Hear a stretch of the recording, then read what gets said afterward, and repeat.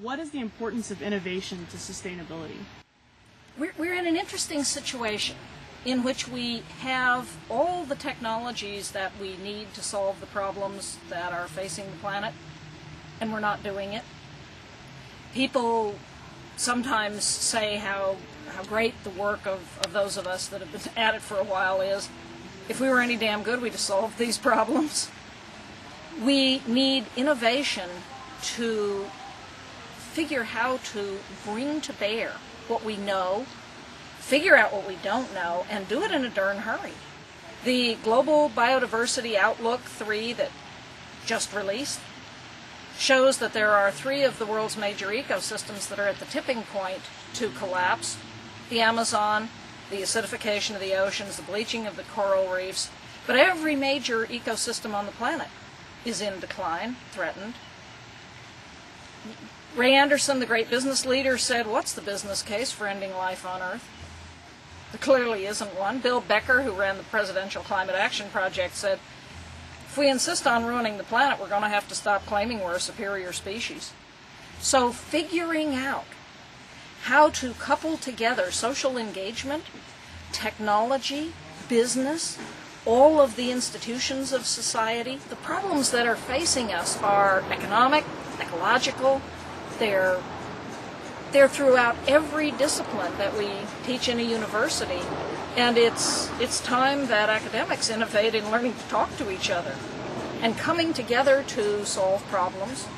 So I work with some programs that bring business students together with engineers in a developing country, so that you're pulling in anthropology and sociology and culture and all of the academic disciplines, and then applying it to a real life problem on the ground.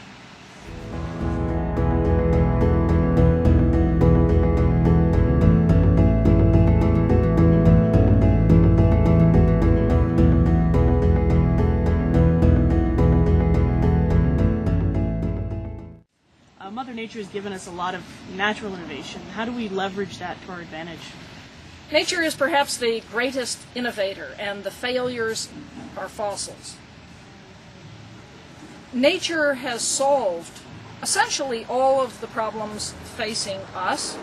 For example, the global climate crisis. Nature doesn't define carbon dioxide as the world's greatest poison. It is the building block of life. Trees take it in, create wood. Coral reefs use it to create coral. Seashells use it. It's what built limestone. Nature knows how to take carbon dioxide and make it useful. We haven't quite figured that out yet.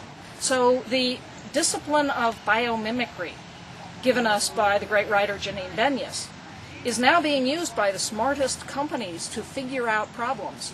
Nature uses structure to solve a lot of problems. For example, water is going to be one of the big resource problems facing the planet. There's a little beetle in the Namibian desert that has little bumps on its back. The tips are hydrophilic. They take water out of the air. The sides are hydrophobic. The water rolls off. The creature spreads its carapace and the water rolls into its mouth. A company called FogQuest is using this to harvest water out of the atmosphere in places like Israel and Yemen. Nature can give us such innovation if we quiet our cleverness and become students and recognize that what we don't know about nature and areas that we haven't explored are perhaps the most valuable and can teach us the most. What innovation has surprised you the most in the last 10 years?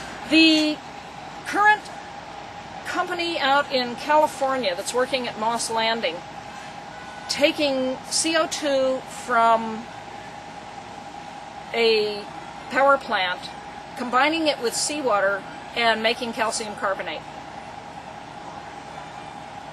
Because we are going to need to find ways of sucking a lot of CO2 out of the atmosphere.